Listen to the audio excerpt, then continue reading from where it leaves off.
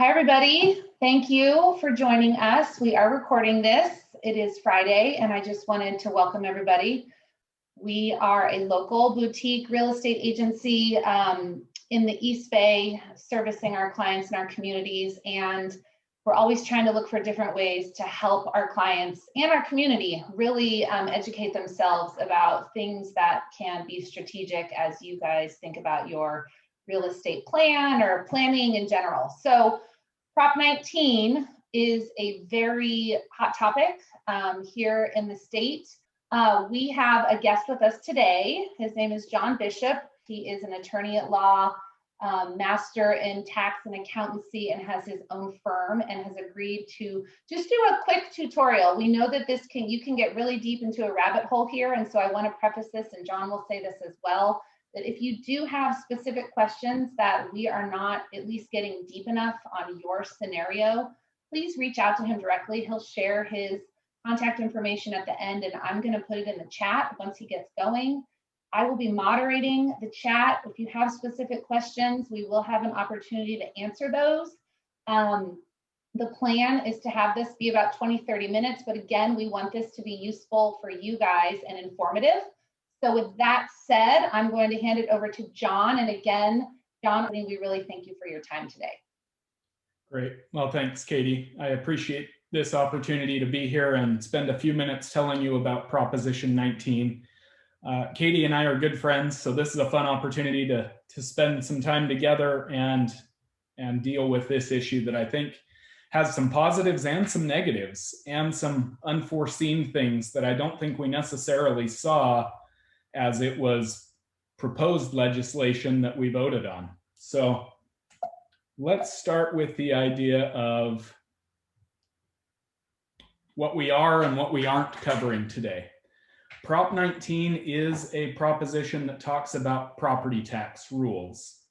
Whenever you've got property tax rules in play, you probably also have income tax and estate tax, gift tax, generation skipping tax issues.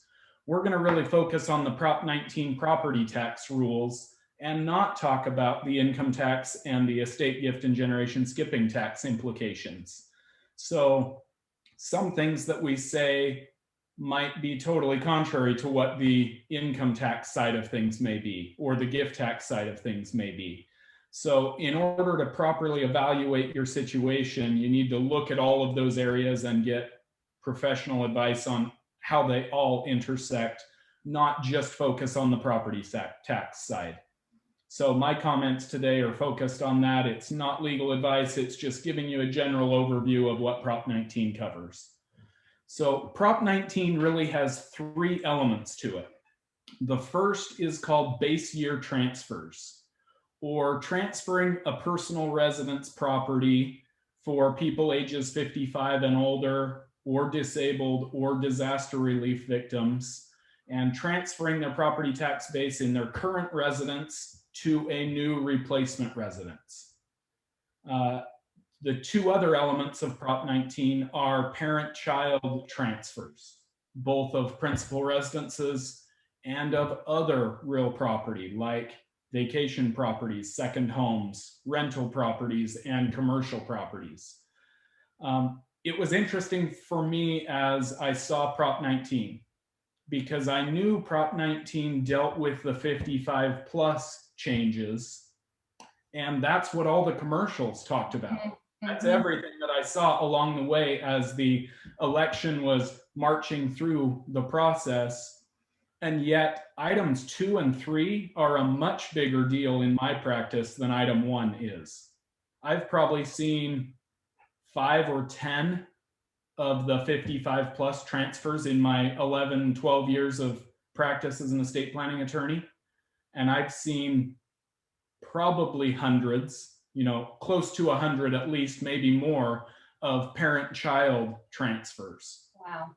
And some of that's because of the nature of my practice. I'm dealing with when people pass away and they're leaving property down to children. And I'm dealing with clients who are gifting property.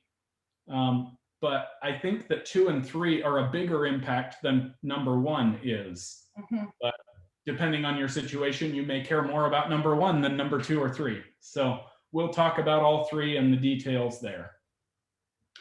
So let's set a baseline of what the current rules are under Prop 13 before the enactment of Prop 19. It basically says that if you are a real estate owner, you pay annual property tax on your base year value, which is the value that you purchased your property for, plus improvements if you do that over time. And so you pay 1.1% on that base year value, and that base year value can increase by 2% annually. So if the property value increases faster than a 2% annual growth, over time you'll end up paying property tax on a lower base than what the current fair market value is. Mm-hmm. The second piece to that puzzle is that whenever there's a change in ownership, that causes a reassessment of the property, and your property tax is based on the current fair market value, not that historical base year value plus the adjustment. Okay. And then there are certain exceptions to this reassessment. Yeah. And the two that we're talking about today are this base year transfer if you're 55 plus. If you go and buy a new replacement property, you might get to use a different property tax base than the new purchase price. And the second, exception is parent-child transfers. You might get to take your parents' property tax base in a property that you acquire from them, as opposed to having it reassessed. Yeah. So that's kind of our baseline of where we're starting from. So let's talk about item 1 that's in Prop 19, transfers of your principal residence property for people 55 plus, disabled, or disaster relief people. So you have a property tax base in your principal residence. You might decide that you want to sell that principal residence and move to a new residence. Under the old rules, that was always a residence that was of equal or lesser value as defined in that section. It now doesn't need to be a property of equal or lesser value. So it doesn't have to be a downsize. Wow. Okay. Be moving to a different location. You could be moving to a single story. Whatever the reason is, we can look at transferring the property tax base from the current residence to a replacement residence. That's huge. The first element to this is that it has to happen within 2 years of each other. So most often the scenario is you sell your current residence and you buy a new residence within 2 years after you've sold the first one. And as long as you're within 2 years of the sales of the two properties, then you can apply for this relief. The opposite is also true. You could buy the replacement residence first and have your current residence move into it.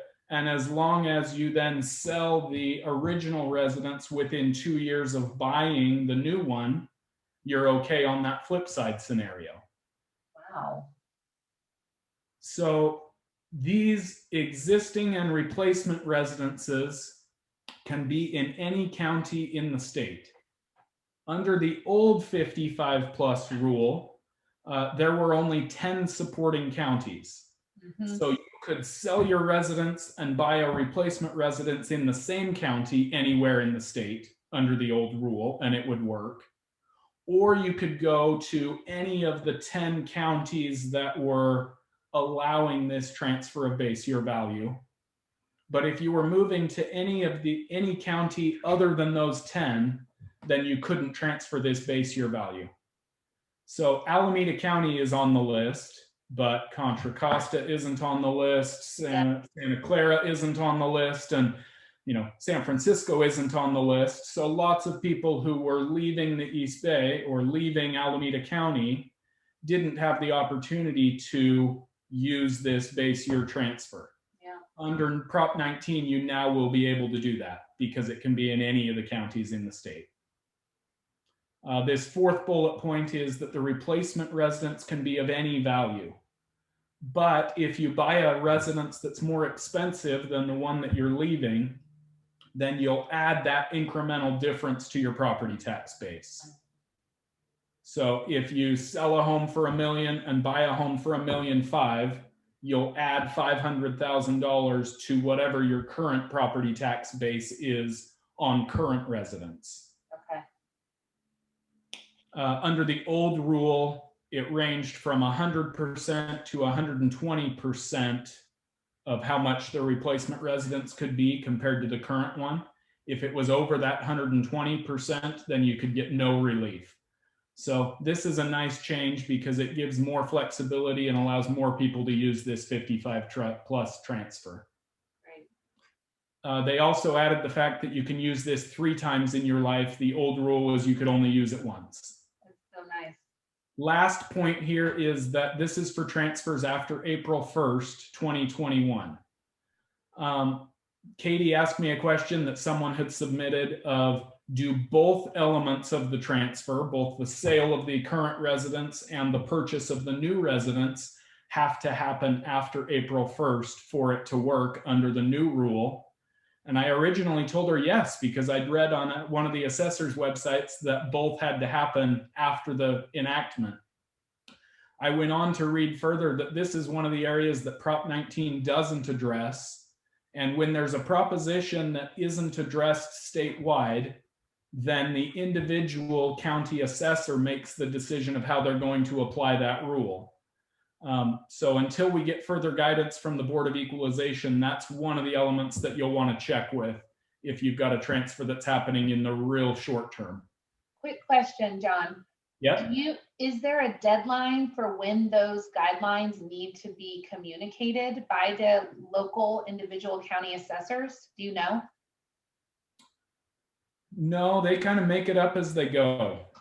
Okay. It's kind of how it rolls. And so what we've seen before in prior property tax changes is that assessors will put out what they think the rules are, and they'll start enforcing them that way. Okay. And then the Board of Equalization will come in. It's kind of the assessor of all assessors. It's the one who governs all the different counties, and it'll say, no, this is the guidance that we want all of the counties to follow. Yeah. Okay. And then the assessors will kind of scramble, and they'll even go back and redo some of the prior transactions. So no, unfortunately, we don't have a deadline or a clear view as to when we get clarity on things like that. So just a reminder to always double check before you initiate. And it still is a little bit problematic sometimes. Okay. Thank you. All right, let's talk about an example for this base year transfer. So Tom, age 70, wants to sell his Pleasanton home and move to San Diego.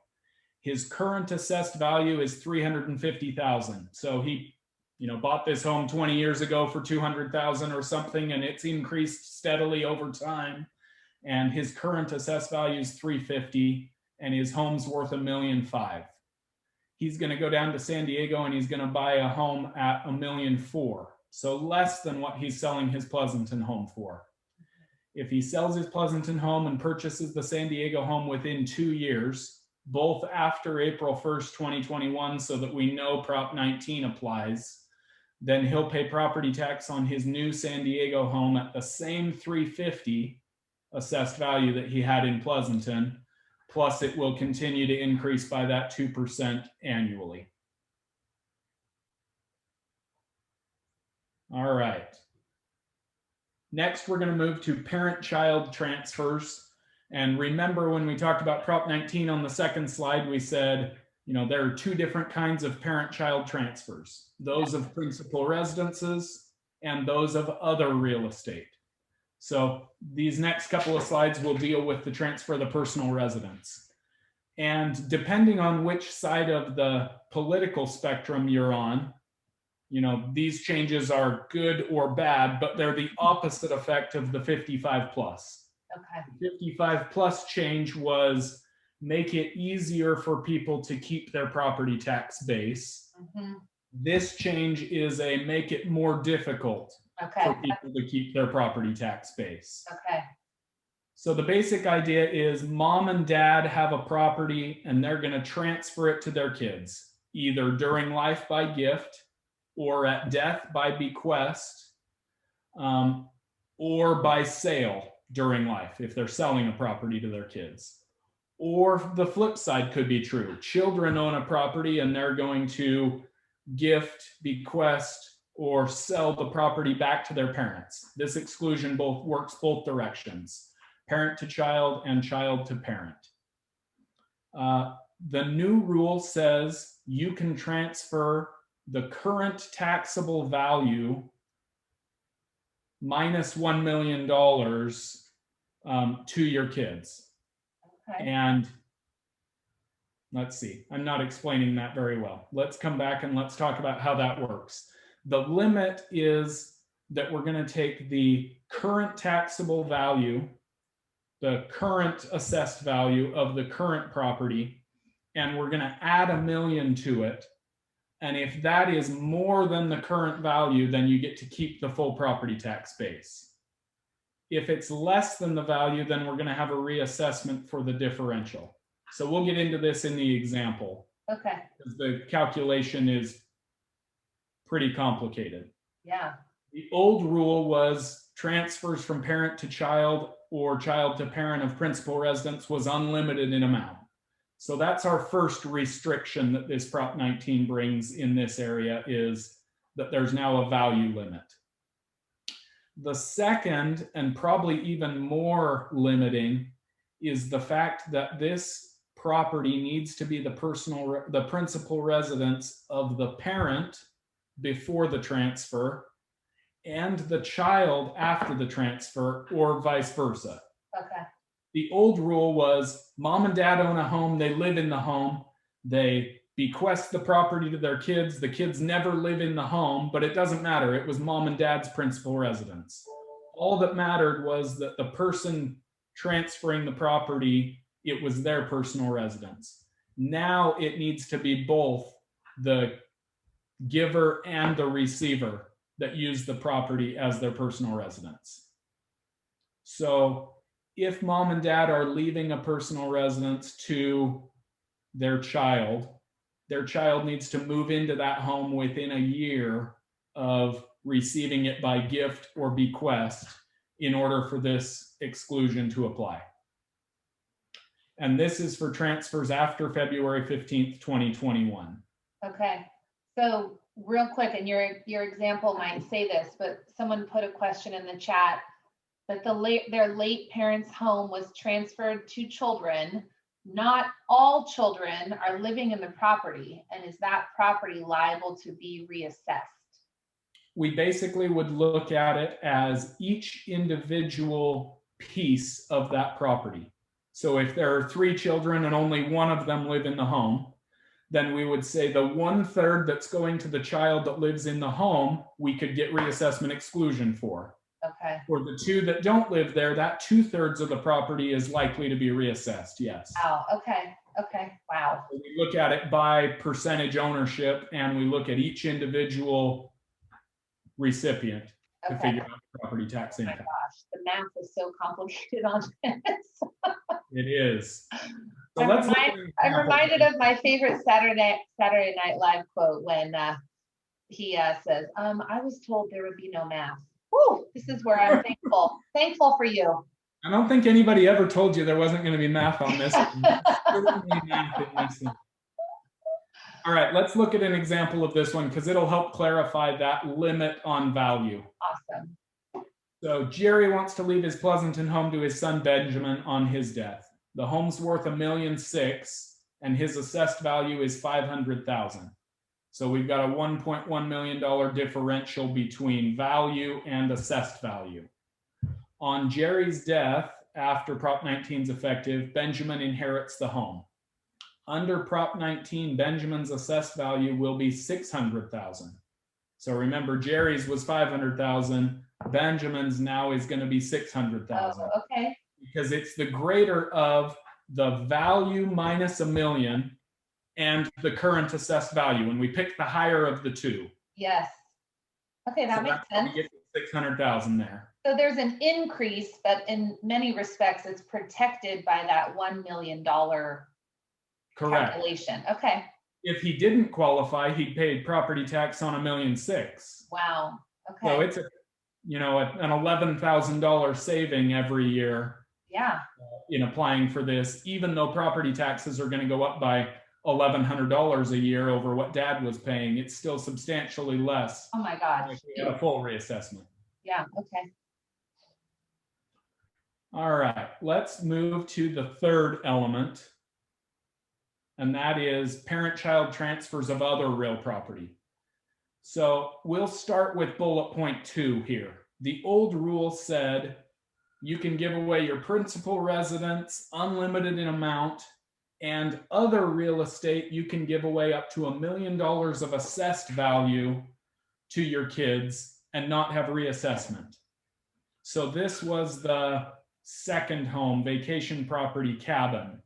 This was the rental properties. This was the commercial real estate. You could have up to $1 million of assessed value that you pass from parent to child and not have any reassessment. And if you had a married couple, they each had their own million. So you could have 2 million of assessed value. So for longtime California residents who have really low property tax base, I've worked on estates where we have a client who has 8 or 10 or 12 pieces of rental property, and the cumulative assessed value is under that 1 million or 2 million, and we transfer it all to the kids and not have any reassessment. Wow. Prop 19 now says there is no parent-child exclusion for any property other than the principal residence. So every vacation property, every rental property, and every commercial property will be reassessed at the point in time when it transfers from parents to children. Wow. So this one to me is the huge piece of the revenue budget. This one's a bigger deal than either of the other two. Agreed. Every small business that owns property or larger business, every landlord who owns a rental property, and every family who has a second home or a vacation property in California, we're going to see property tax increase as soon as there's a transfer of that property. We will no longer see that property tax base preserved generation to generation. That's a big one. So let's look at an example, and the example could be as complex as we wanted. It's pretty easy when we say nothing's allowed. So Robert owns a vacation property that he wants to gift to his daughter Mary. The property is worth $800,000, has an assessed value of $500,000. Upon gift, after Prop 19 is in effect, Mary's assessed value will be reassessed to the current fair market value of $800,000. Before the enactment of Prop 19, she could have applied for parent-child exclusion and had an assessed value of $500,000. Okay, so let's look at a second example of this one. And this was a question that Katie got in advance of our webinar today. So one of her clients asked, my question is regarding transfer of inherited property. My parents own several rental properties that will transfer to my sister and me upon their death. What are the implications for us as recipients? Sorry, I didn't word this right. Maybe she didn't word this right. I don't know if I copied and pasted it. Is there anything my parents can do now so that we won't take a huge financial hit when they pass and the properties are transferred? So the first one's the analysis, and it says under Prop 19, rental properties will be reassessed on the passing of the second parent. The participant and her sister will begin to pay property tax on the value at the death of the second parent and not the historical purchase price plus inflation. Wow. So how could we change that result? The first way to change that result is if mom and dad gift or sell the rental properties to the kids prior to enactment of Prop 19, which for the parent-child ones is February 15th. Yep. For the personal residence one, it was April 1st. So they even have two different effective dates for this, which makes it more complex. Agreed. So, like I said early on, gifting or selling property is going to have gift tax and income tax implications. So this might not be the right answer for those things. But from a pure property tax standpoint, this would be a way that we could preserve the property tax base, is to do a transaction before the enactment of Prop 19. The second, and this may be even more of a stretch, and that is parents could move into the rental. Once it's their principal residence, then they could use the principal residence parent-child exclusion to transfer it to the kids if the kids then move into that property within a year and have it be their residence. A lot more hoops to jump through than we used to need to jump through under the old rules. Seems kind of complicated. Apart from those two things, there is nothing that this client can do to avoid reassessment when mom and dad pass away. Okay. So we can look at, are there hoops that we could jump through, and are they feasible, and do they affect, living life the way we want to live life more than we want to in order to preserve the property tax base? Or we just know that there's going to be a reassessment when the properties pass from generation to generation. And you just have to plan for it, You just have to plan for it, indeed. Someone just said that no putting the property into an LLC or a trust, that doesn't offer any protection or anything like that. We haven't even gotten into the complexities that could come with that piece to the puzzle. I'll answer the easy one first. The easy one is that a trust is basically ignored for purposes of property tax. So if mom and dad have a revocable trust and they pass away and the trust distributes the property out to the kids, it's a parent-child transfer as if mom and dad owned the property directly. So trusts don't provide any protection, but they also don't add any complexity to the puzzle. If we have an irrevocable trust, that becomes even more nuanced and probably beyond the scope that we'll cover today. As for an LLC, it has its own set of rules, and parent-child transfers never worked for properties owned in an LLC. And instead, it looks at when there's a change in ownership and a change in control of the LLC itself.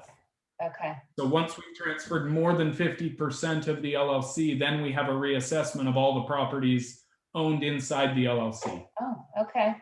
Entity transfers are even more complex and make your head explode even worse. Okay. No, not likely that we're going to get a lot of protection using the LLC, but potentially there are a couple of planning vehicles that we can use with the LLC that may give us some relief. Okay, thank you. Yep. All right, the next slide is ambiguities and unanswered questions, and I basically covered this one. This one was, if there's something that isn't answered by Prop 19, then the Board of Equalization, California as a whole, may give us some additional guidance, but until they do, each county assessor is going to give their own interpretation. So make sure to check with the particular county, both on the selling end and the buying end, to see if you're going to qualify for 55 plus transfers or parent-child transfers, because each county may do it a little bit differently, because Prop 19 feels to me like it was written in a hurry. There are a number of things that aren't covered in it that should have been. And that's kind of what I told you when I was on the webinar with the Alameda County assessor. He communicated the same thing, that there was a number of unknowns. And so again, it was just the double check before you do anything. Make sure that you are checking in real time, because there might be new provisions or guidelines that are changed or added in each county individually. Mm-hmm. I listened to a webinar this week from the San Francisco County assessor, and they must have gone to the same class, because she almost verbatim said the exact same thing. So I think all the Bay Area assessors are kind of in a club together. Maybe they're all on Clubhouse. But I think that they're all kind of, what he did say is they're all trying to work together to whatever provisions and guidelines they come up with, to establish some consistency, so that, people can try to have some consistency across county to county, at least in the Bay Area region. Who knows if that will happen, but he did say that they're trying to work together on it. Mm-hmm. All right. So this is the last slide, and it basically just says that every situation's a little bit different, and there are lots of different factors that come into play. So I'm happy to answer questions on an individual basis that aren't answered today. And I've got my contact information there. Awesome. So for me, I feel like one of the biggest takeaways is the February 15th. Kind of to what you said earlier, a lot of the promotion around this proposition for the election period was talking about the 55 plus disabled disaster relief victims, and really kind of slid in there on the slide those last 2 points. And a lot of people I've talked to, all they talk about is April 1st. But I do think that there's a huge component about these vacation homes and secondary properties that people own that this February 15th deadline can really affect. So just if we have clients, or if people who are on here have family members that own second property, does it have to close escrow by the 15th? Like, do they have to have the house on the market and sold, or the ownership transferred? Like, I mean, or is it the application? Because that's the other thing Fong Law was talking about, the Alameda County Assessor, is that there are a number of holidays around February 15th, President's holidays, and the county recorder's office are going to be closed. And so he kept talking about like walking your application to the office, just in case. He said they're not going by postmark. They're going by when it is actually received and recorded. So you may not know that, but is that something that, how is that process? What is that process? So it's based on date that the property actually closes escrow. Okay. When we're talking about parent-child transfers, sometimes that's a sale, and so there is escrow and there's a loan going on. Yep. If it's a gift scenario, then that is, recording a deed, and we don't have a full escrow and an escrow period and a mortgage that we're necessarily worrying about. So those can typically get done quicker, but it's based on date the property closes. Okay. Wow. Filing Okay. for the exclusions, you have 3 years after the transaction closes to apply for parent-child exclusion or to apply for the 55 plus relief. Okay. And so that paperwork can be done after the fact. And if you've overpaid property tax because they reassessed and then you get to take it back to the old assessed value, then they will refund that as soon as they process the application. So you've got time to submit the forms and do the paperwork and the follow-up, Okay. as long as the transaction itself happens by the deadline. Okay, so there is an element of urgency with regards to these deadlines, but there, in terms of getting the sale or the transaction closed by the 15th, but then there's time to actually process the application for 3 years, correct? Correct. Okay. Yes. Okay. And so, like we talked about a few minutes ago, the 55 plus transfers are only getting more lenient under Prop 19.